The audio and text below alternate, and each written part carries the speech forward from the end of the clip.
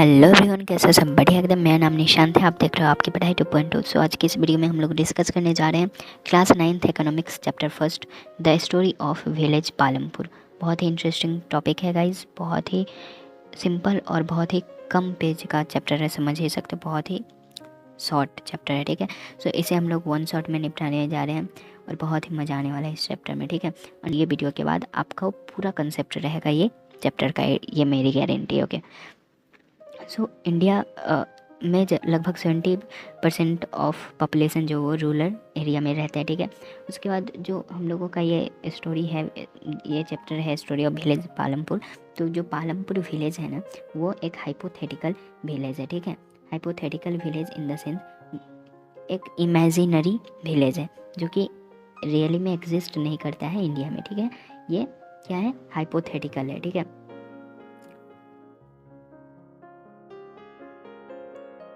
Okay, सो आगे देखते हैं विलेज पालमपुर के बारे में। तो this village has 450 families belonging to several different caste. The 80 upper caste families own the majority of the village, their houses pucca house. ठीक है, 450 फैमिली है विलेज पालमपुर में, जिसमें से 80 फैमिली जो है वो अपर कास्ट से बिलोंग करती है। आगे हम लोग पढ़ेंगे कि उसमें से भी 150 जो फैमिली है, 150 जो फैमिली है वो लैंडलेस है और दलित्स है। और ठीक है, Palampur is fairly well developed village and has basic facility like electricity. देखो, पालमपुर बहुत ही अच्छा वेल डेवलप्ड विलेज है जहाँ पे इलेक्ट्रिसिटी का अवेलेबिलिटी है, एजुकेशन है, हेल्थ है।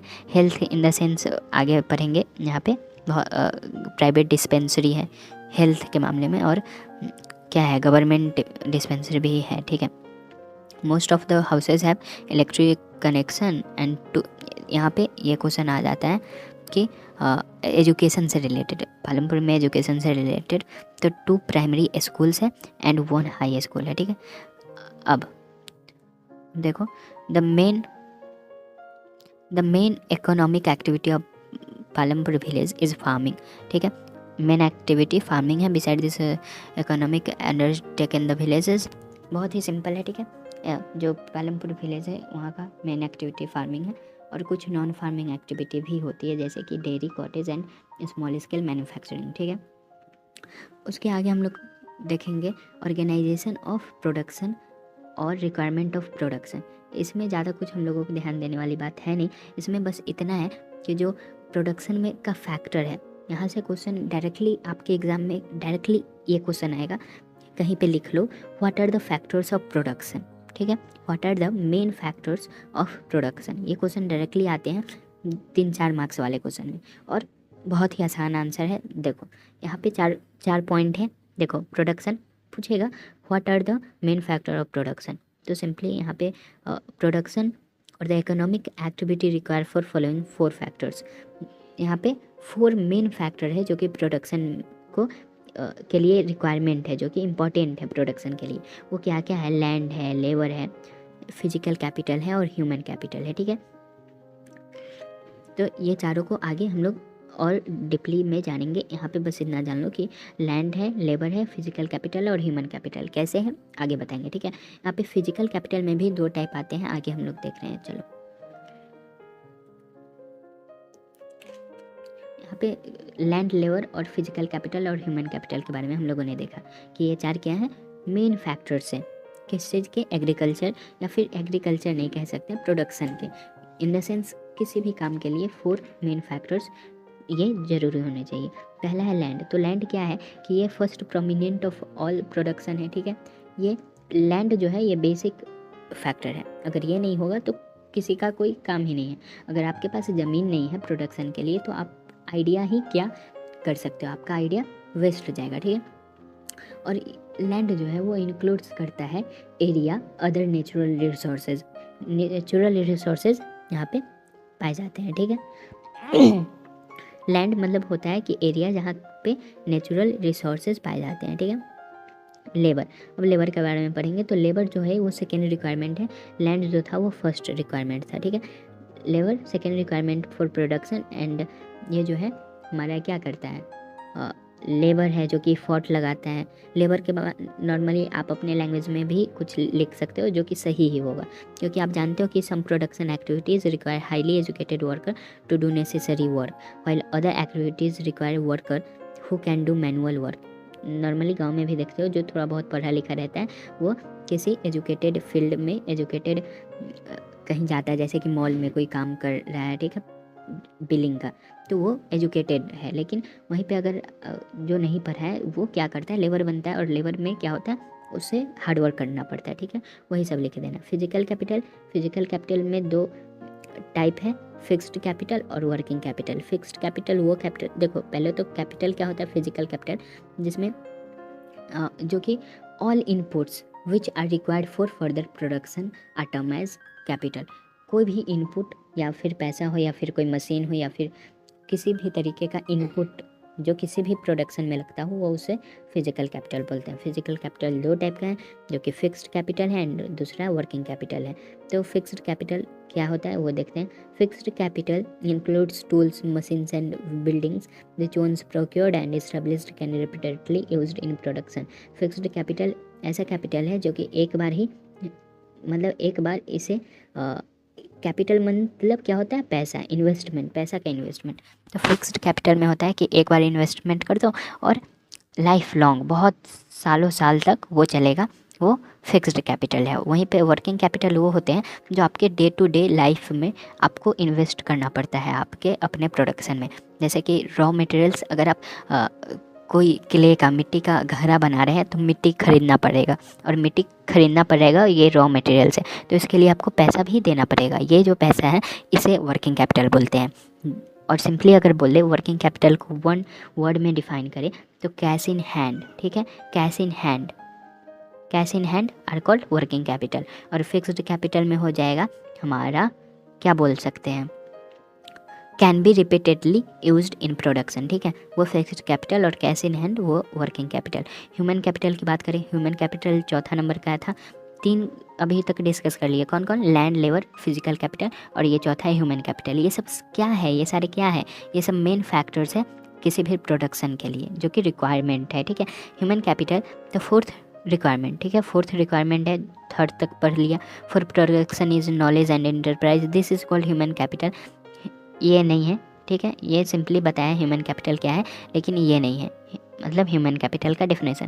Human capital involves an educated, यहाँ से इसका एक मतलब बहुत ही अच्छा डेफिनेशन जो कि समझ आएगा। Human capital involves an educated, skilled and healthy workforce that brings together various factor of production and labour and physical capital to produce an output.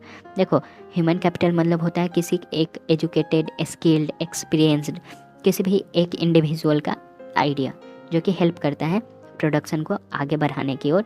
और ये जो 3 फैक्टर हमने पहले पढ़ लिया, लैंड, लेबर और फिजिकल कैपिटल, उसको यूटिलाइज करने में जो मेन काम रहता है वो ह्यूमन कैपिटल का रहता है। ह्यूमन कैपिटल मतलब दिमाग, ठीक है, सिंपली।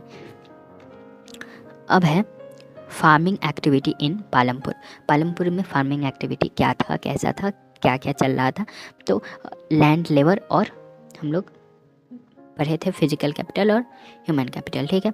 ये सब याद रखना भाई, टाइम टू टाइम रिवीजन करते रहना। और ये वीडियो के बाद बोले ना कंसेप्ट क्लियर हो जाएगा, क्योंकि मैं टाइम टू टाइम आपको सारी चीज़ रिकॉल करवाता रहूँगा, ठीक है, पूरे वीडियो में।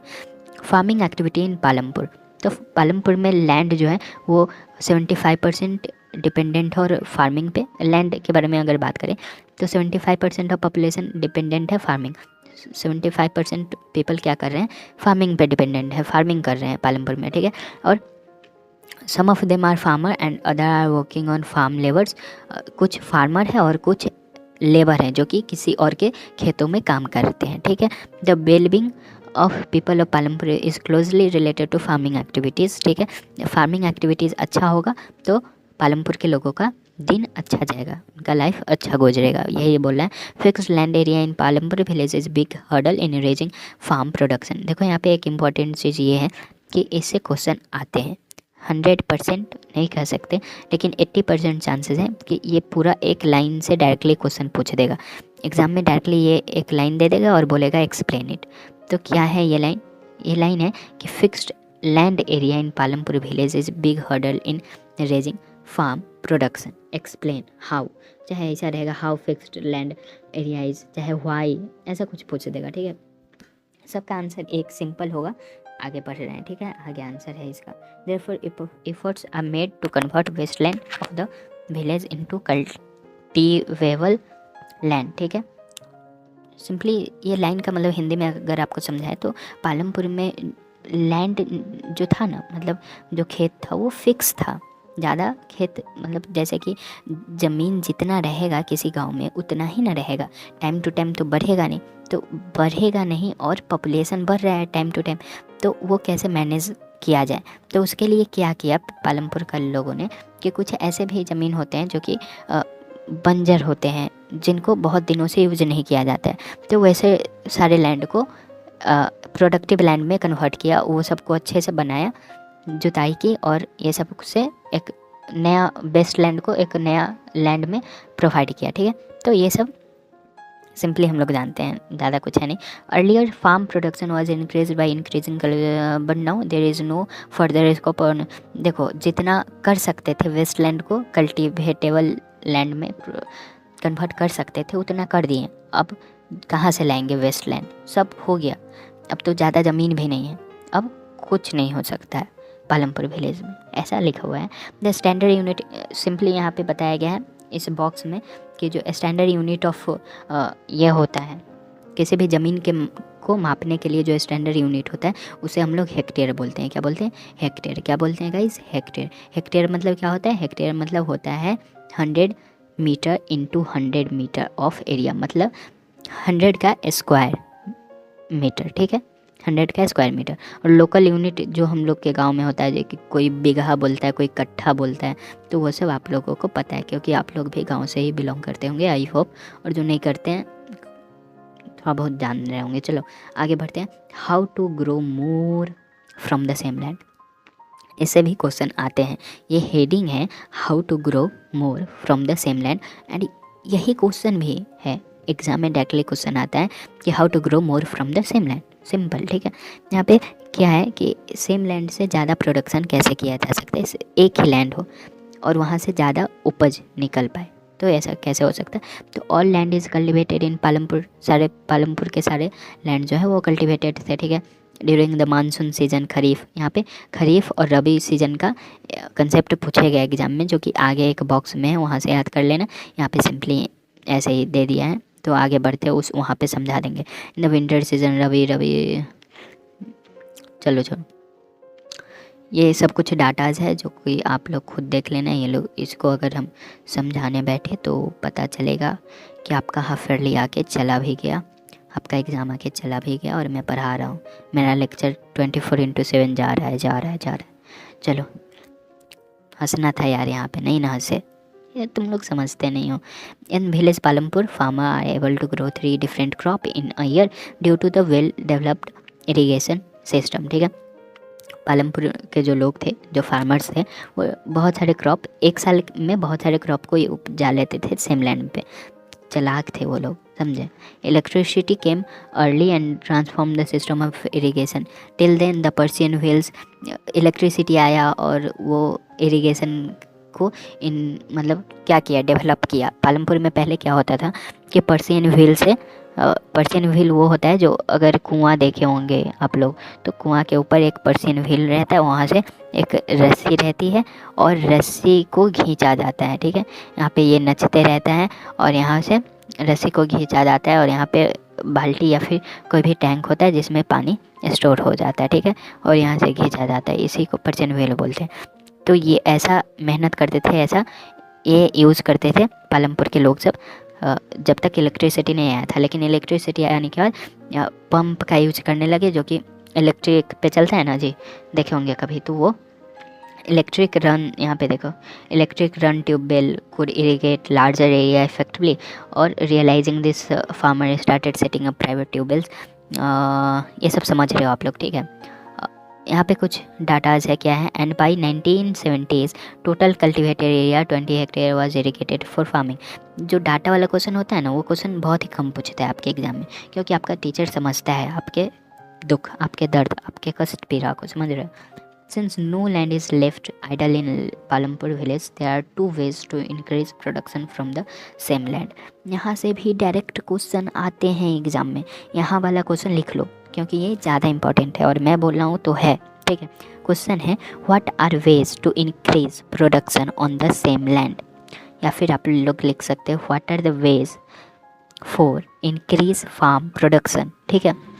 ये आपका क्वेश्चन है और इसका आंसर 2 पॉइंट में दो, बहुत ही नीट एंड क्लीन में ये 2 point, multiple cropping and the use of modern farming methods. यहाँ पे सिंपली बोल रहा है कि लैंड के प्रोडक्शन को बढ़ाने के लिए क्या कर सकते हैं, मतलब आप खेती कर रहे हो और खेती में उपज कम हो रहा है तो उस उपज को बढ़ाने के लिए 2 मेन क्या कह सकते हो आइडिया, 2 मेन तरीका बताइए, ठीक है। तो एक है मल्टीपल क्रॉपिंग और दूसरा है the use of modern farming method. पहला क्या है मल्टीपल क्रॉपिंग, पहला क्या है मल्टीपल क्रॉपिंग और दूसरा है मॉडर्न फार्मिंग मेथड्स, ठीक है। ये है, ये क्या है मल्टीपल क्रॉपिंग और मॉडर्न फार्मिंग मेथड्स वो आगे देखेंगे। देखिए यहाँ पे हेडिंग भी है, ठीक है। उससे पहले रबी क्रॉप एंड खरीफ क्रॉप के बारे में जान लेते हैं, जो कि मैंने आपको बताया था कि आगे बताएंगे और वो टाइम आ चुका है गाइज, ठीक है। तो खरीफ क्रॉप क्या होता है, खरीफ क्रॉप ऐसा क्रॉप होता है, ये आप लोग 6 क्लास से ही पढ़ते आ रहे हो आई थिंक। खरीफ क्रॉप ऐसा क्रॉप होता है जो कि मानसून सीजन में हार्वेस्ट किया जाता है ऑटम में, देखो मानसून में लगाया जाता है और ऑटम में हार्वेस्ट किया जाता है, ठीक है। और मानसून में क्या किया जाता है, सो किया जाता है, मतलब रोपा जाता है कब, मानसून में, और हार्वेस्ट किया जाता है ऑटम में। खरीफ क्रॉप को ही अगर आप 1 वर्ड क्रॉप के नाम से जानते हैं तो खरीफ क्रॉप को ही हम लोग बोलते हैं समर क्रॉप या फिर मानसून क्रॉप, ठीक है। मानसून क्रॉप इसे बोलते हैं।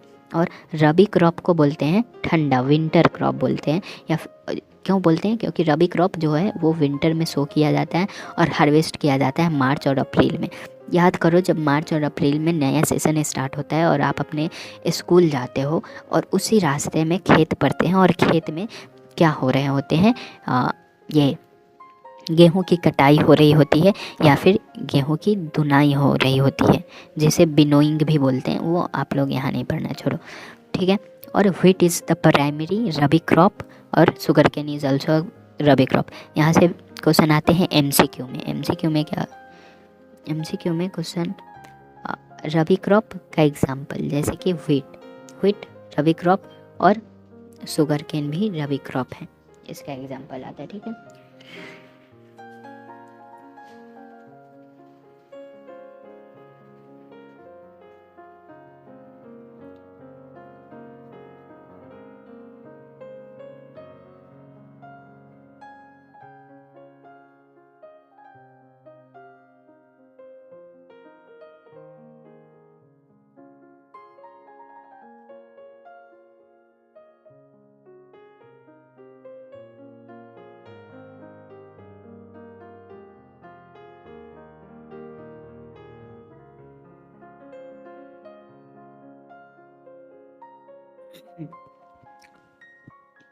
नेक्स्ट टॉपिक है मल्टीपल क्रॉपिंग, जो कि आगे पढ़ने वाले थे, ठीक है, यहीं पे पढ़ लेते हैं। When more than one crop is grown on the same piece of land during the whole year is known as multiple cropping.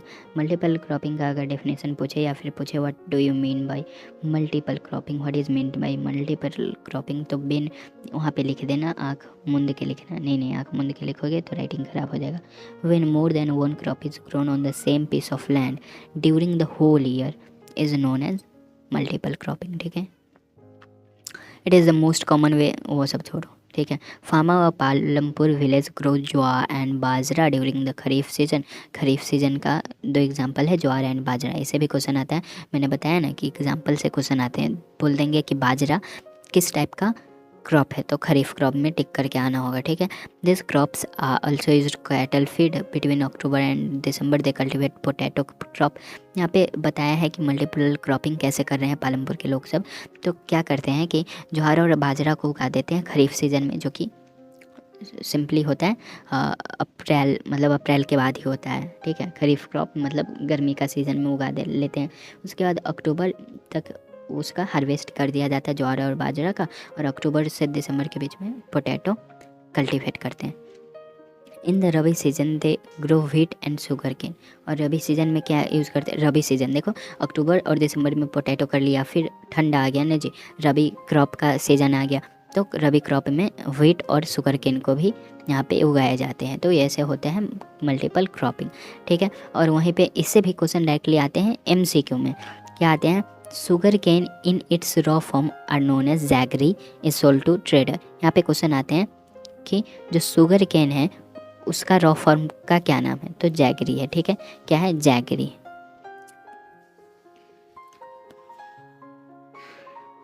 अब देखते हैं आगे क्या है, आगे पोटैटो है, आलू है, उसके बाद बाजरा व्हीट है, ठीक है। आगे है मॉडर्न फार्मिंग मेथड्स। तो हम लोगों ने दो चीज़ कर रहे थे, मल्टीपल क्रॉपिंग और मॉडर्न फार्मिंग मेथड। ये दोनों क्या है, ये दोनों हैं तरीका जिससे कि प्रोडक्शन को इंक्रीज किया जा सकता है एक सेम लैंड पे, ठीक है। तो the other ways to increase production from the same land is used modern farming methods. Under modern farming method, high yielding varieties of seeds, chemical fertilizer, irrigation facility and modern agriculture implements are used simultaneously. ये सब आप लोग समझ रहे हो, क्या समझ रहे हो कि जो मॉडर्न फार्मिंग मेथड में हम लोग यूज़ करते हैं केमिकल फर्टिलाइज़र, HYV सीड्स का यूज़ करते हैं, इरिगेशन का फैसिलिटी को बढ़ा दिए हैं आजकल, अच्छे से उसका यूज़ होता है, ठीक है। Prior to the 1960s farmer were use to do farming with traditional. 1960 या 1960 से पहले की बात करें तो उससे पहले जो फार्मर थे वो ट्रेडिशनल मेथड को यूज़ करते थे, जैसे कि बैलगाड़ी से खेत का जुताई करना। आजकल तो ट्रैक्टर से होता है ना जी, तो यही सब हो रहा है। Modern farming method, new agriculture technology adopted, वही सब है, ठीक है। और स्पेशली व्हीट और राइस के लिए ये सब मॉडर्न फार्मिंग मेथड को यूज़ करने लगे थे लोग सब 1960 के बाद। इस चीज़ को हम लोग ग्रीन रेवोल्यूशन के नाम से जानते हैं, ठीक है।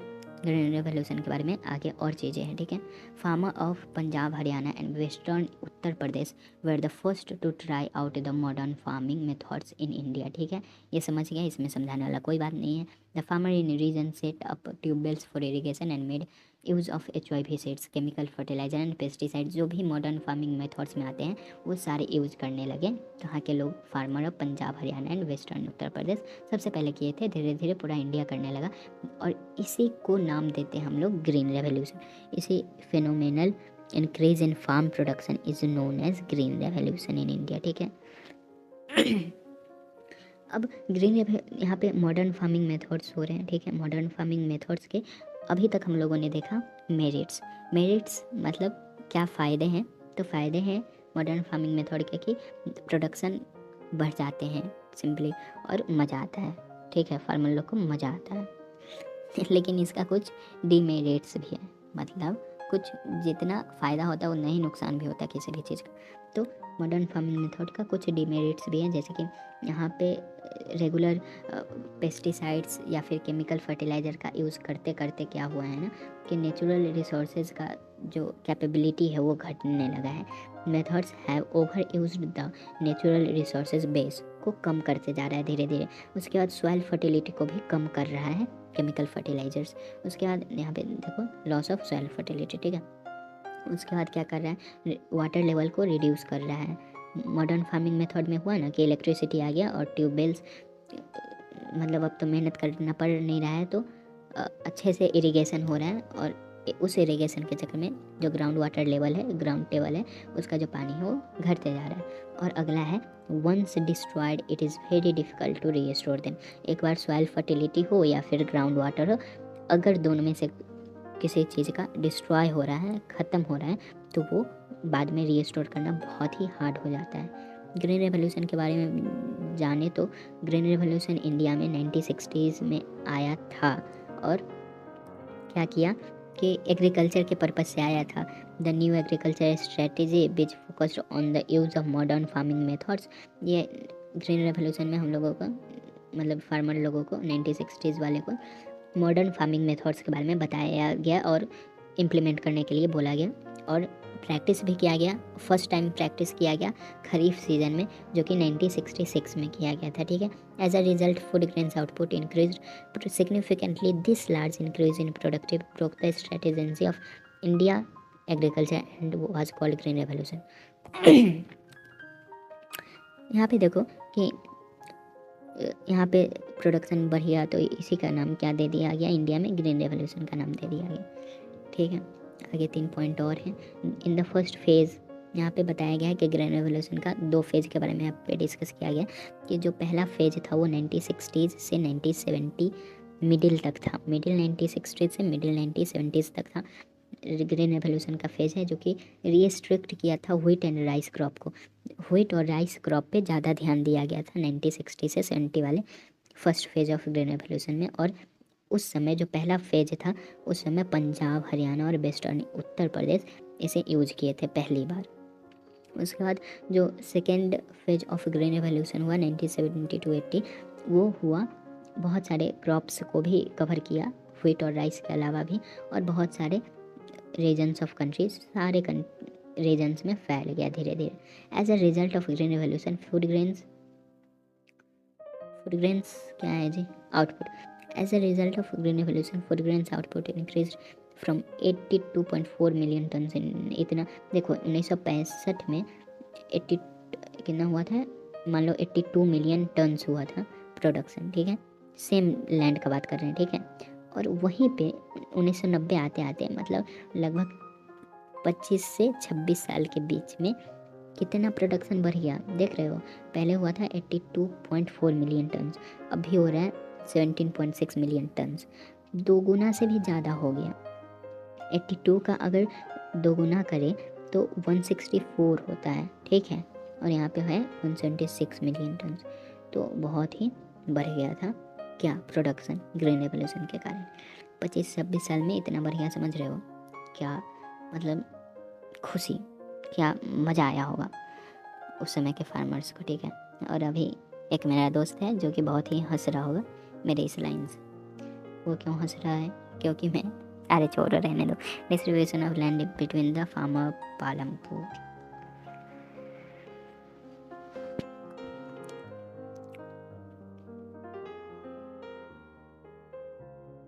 The next topic is distribution of land between the farmer Palampur. वहाँ पे लैंड तो फिक्स था, ये हम लोगों ने देख लिया, लेकिन वही लैंड में से कुछ लोगों को ज़्यादा लैंड मिला, कुछ को कम मिला, कितने फैमिली लैंडलेस थे वो सब जानेंगे यहाँ पे। ठीक है, तो there are all together 450 families. Palampur में 450 फैमिलीज थे, जिसमें से 150 फैमिली जो था वो दलित था और लैंडलेस था, जो कि मैंने आपको पहले ही बता दिया। Of the remaining families who own land, 240 families cultivate A small plot of land less than 2 hectare in size. ये सब याद करने की ज़रूरी नहीं है मेरे हिसाब से। अगर क्वेश्चन आते हैं तो नहीं आएंगे 100%, और अगर आते भी हैं तो उतना डाटा नहीं पूछेगा कि कितना फैमिली, लेकिन हाँ अगर आप याद कर लेते हो तो ये अच्छे हैं एग्ज़ाम के पर्पज़ से। ये सारे पॉइंट खुद से देख लेना, क्योंकि इसमें कुछ पढ़ाने वाला है नहीं, एक लाइन पर हो समझ जाओगे। ठीक है, 60 फैमिली थे, वो मीडियम या लार्ज फार्मर थे। ठीक है, और few large farmers have land over 10 hectare or more.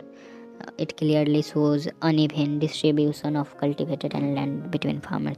This also applies whole of India. ठीक है, और यहाँ पे कुछ डाटाज दिए गए हैं 2017-2011, ये सब को कंपेयर किया गया है, वो सब देख लेना। और यहाँ पे कुछ क्या रिकैप है, जैसे कि आप लोग कोई भी सीरियल देखते हो ना तो वहाँ पे रिकैप देता है, वैसे ही रिकैप है। सीरियल का रिकैप तो मिस नहीं करना चाहते हो, लेकिन यहाँ मिस कर दोगे, नहीं पढ़ोगे, हमको पता है, मत पढ़ो, मेरा क्या है। ठीक है, यहाँ पे है what do you understand by factors of production.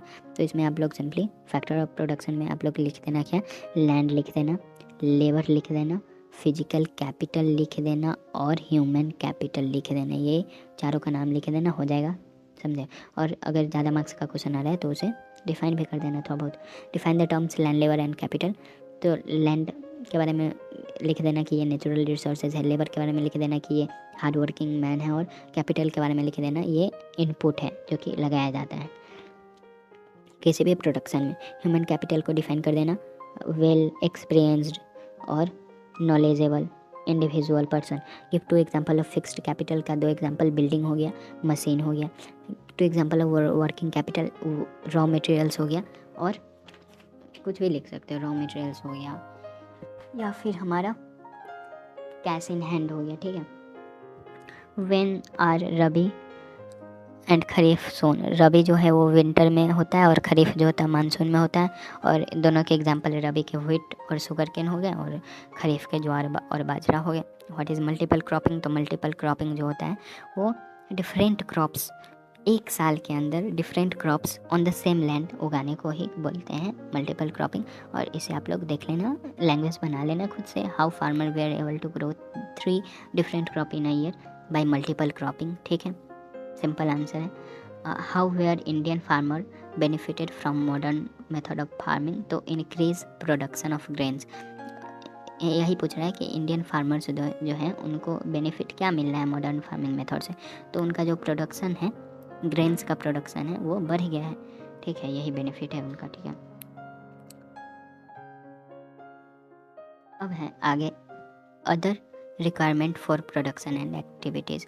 अभी तक हम लोगों ने क्या देखा? लैंड, लेबर, फिजिकल कैपिटल और ह्यूमन कैपिटल जो है वो फैक्टर्स है प्रोडक्शन के। लेकिन यहाँ पे बताया गया है अदर रिक्वायरमेंट फॉर प्रोडक्शन, कुछ और रिक्वायरमेंट्स हैं। और यहाँ भी बात किया है लेबर के बारे में। बताओ, मतलब बिना काम का बता रहे हैं क्या कर सकते हैं। देखो यहाँ पे अगर आपको सिंपली अगर बात करें तो इस टॉपिक में बताया गया है कि स्मॉल फार्मर्स जो होते हैं वो, यहाँ पे देखो स्मॉल फार्मर्स,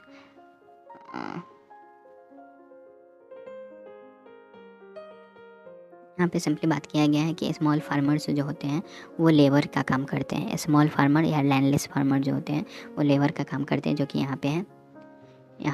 देखिए यहाँ पे there are mainly 2 sources of farm labours, जो कि है एक लैंडलेस फैमिलीज यानी कि लैंडलेस फार्मर, और दूसरा है कि स्मॉल फार्मर्स या मार्जिनल फैमिली के लोग। तो वो है 2 सोर्स ऑफ फार्म लेबर्स। खेत में काम करने के लिए लेबर का यूज़ 2 है, जो कि पहला है लैंडलेस फैमिली और दूसरा है स्मॉल फार्मर फैमिलीज। ठीक है, मीडियम और लार्ज फार्मर जो होते हैं वो फार्म लेबर को हायर करते हैं, जबकि फार्म लेबर दो सोर्स हैं, पहला लैंडलेस फैमिली और दूसरा स्मॉल फार्मर्स। ठीक है, we find wide variation in wages paid to farm labour.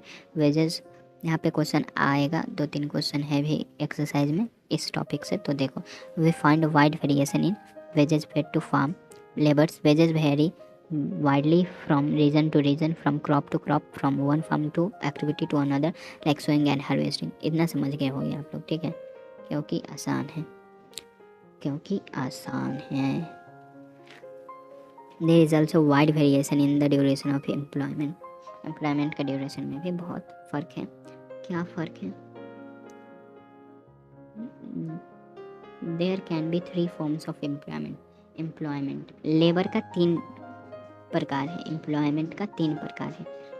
Employment मतलब रोजगार का 3 प्रकार है। क्या क्या है? एम्प्लॉयमेंट ऑन डेली बेसिस, जैसे गांव में होता है कि एक लेबर आता है जो कि पूरा दिन काम करता है और उसके लिए उसे पैसा मिलता है। ठीक है, दूसरा कि employment on the basis of particular farm activity such as sowing, harvesting, etc। और दूसरा ऐसा होता है कि उसको कॉन्ट्रैक्ट दिया जाता है कि आप हार्वेस्ट कर दो, मतलब एक खेत है इसको काट दो तो आपको इतना पैसा मिलेगा, चाहे आप वो 5 दिन में ही क्यों ना काटो। ठीक है, उसके लिए आपका पेमेंट फिक्स रहता है। तो वैसा है employment on the basis of particular farm activity. और तीसरा है एम्प्लॉयमेंट ऑन ईयरली बेसिस। ऐसे भी कुछ रहते हैं जो कि साल के लिए होता है। किसी के घर में, गांव के किसी के घर में एक नौकर टाइप से व्यक्ति को रखा जाता है कि ये नौकर है, कुछ भी काम करता है, जैसे खाना भी बनाता है या फिर कुछ भी करता है, तो वो सालों साल चलता है ना, उसी को बोलते हैं ईयरली बेसिस। तो पहला हो गया डेली बेसिस, दूसरा हो गया पर्टिकुलर काम के लिए, और तीसरा हो गया ईयरली बेसिस। ठीक है,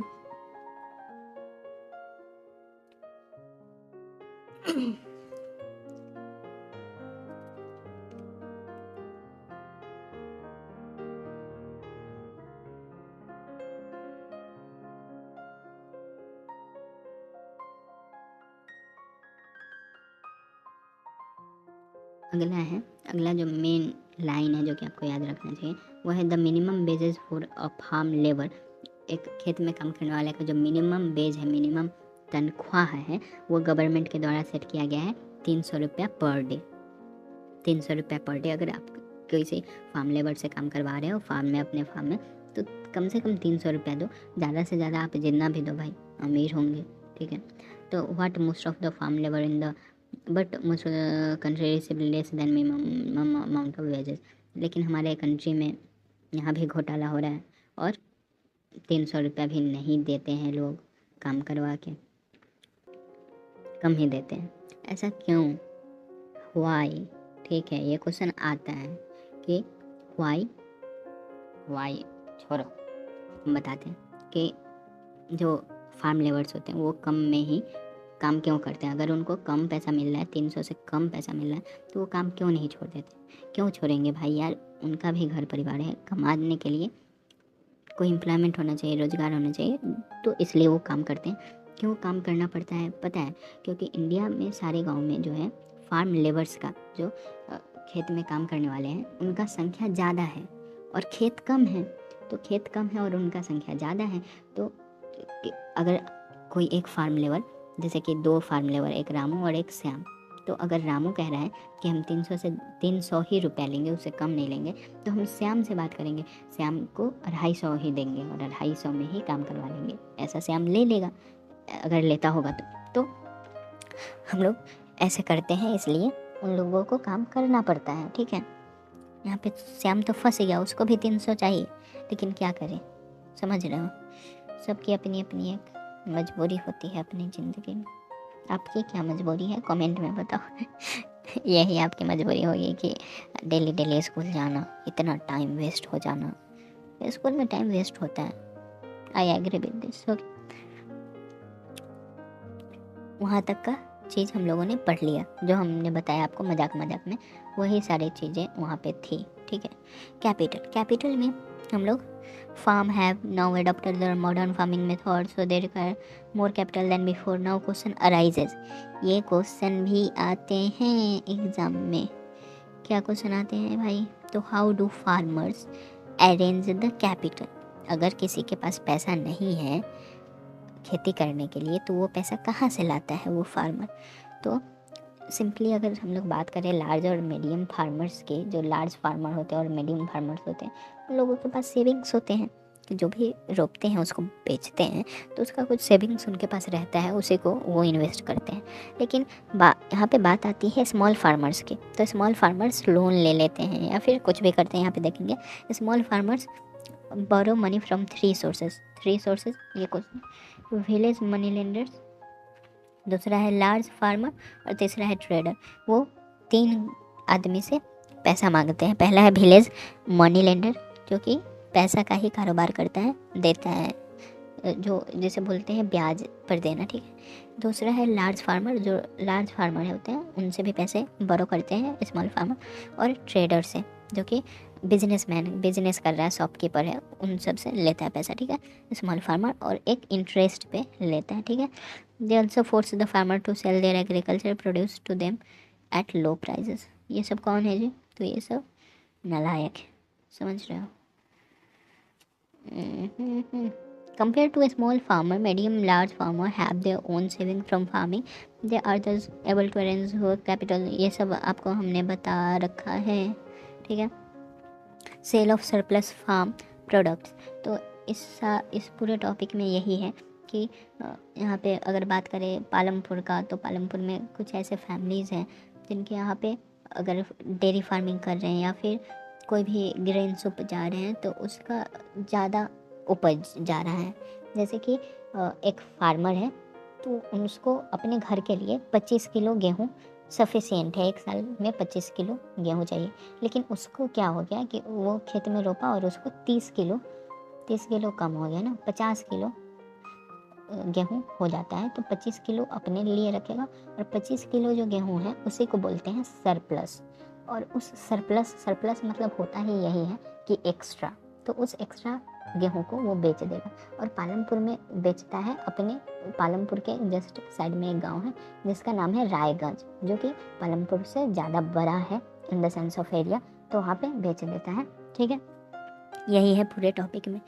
अगला है नॉन फार्म एक्टिविटीज़ इन पालमपुर।